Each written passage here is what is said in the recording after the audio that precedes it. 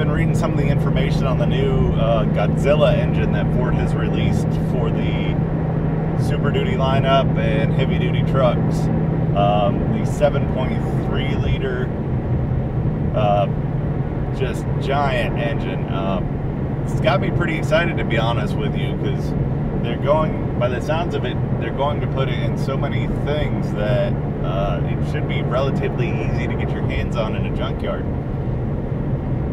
Kind of stoked about that. I'm kind of hoping that the entire intent is that Ford's going after like the 6 liter LQ9 or something along those lines, where basically if you get a 250 you can option up to that engine, or if you get a 350 or bigger, you get you just start with that 7.3 engine. And with as many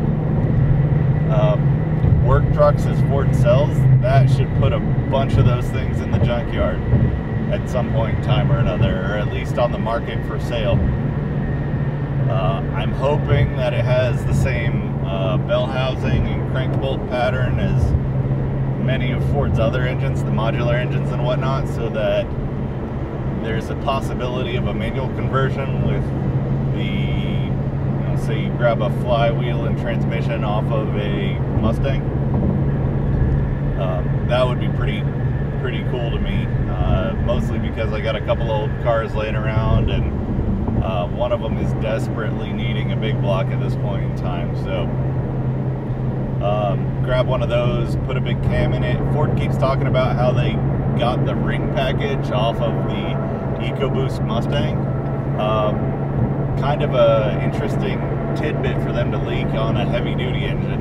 I guess they're trying to say that if it can hold up to boost, it can hold up to anything, but part of me sitting here thinking that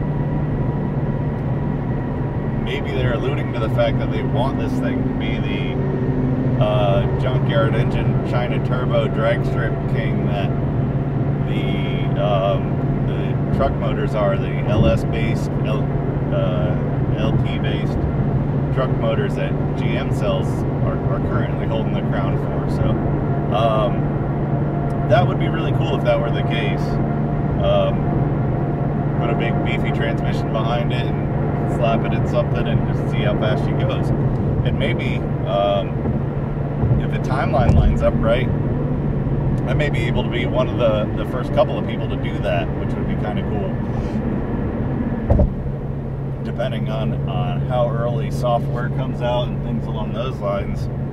I have a gutted 61 Galaxy right now that I've really been looking for an engine for. So when those things start showing up in junkyards, I may try to get one and see how complete of a harness I can get. Look through, hopefully HP tuners or somebody comes out with a way to delete the immobilizers and the other stuff that they're burying in car harnesses at this point in time. But that would be a really neat engine setup. I mean, I was working on building a stroker FE motor for that car anyway. That kind of went sideways, but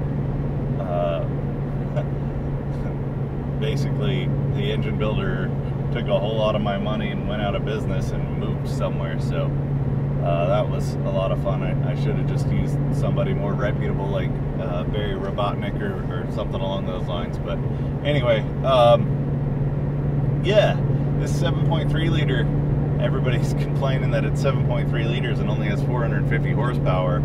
It's a truck engine. It's heck, it's gonna be, I think, 375 horsepower and ambulance trim. And the thing is I think they're gonna sell a ton of them. I work for a place that has a fleet of vehicles, and I can tell you this, my fleet director is tired of dealing with modern diesels. They don't have the reliability name that the word diesel used to instill. You know, you used to think diesel and think the vehicle was going to run forever. Now everybody thinks diesel, and you got DPF filters you got to change all the time. You got the DEF fluid that you got to put in there to make sure the exhaust is clean. You got EGR valves that are pumping the engine full of that thick diesel soot all the time, coating all your sensors and everything else with particulates.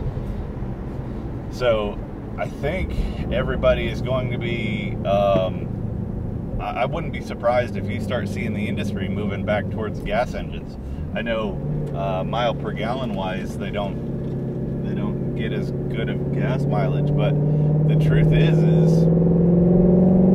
as much maintenance as everybody's doing on those vehicles at this point in time, the gas mileage hindrance is not much difference than the cost per gallon between regular gasoline and diesel at this point in time. So I don't think that's going to be a big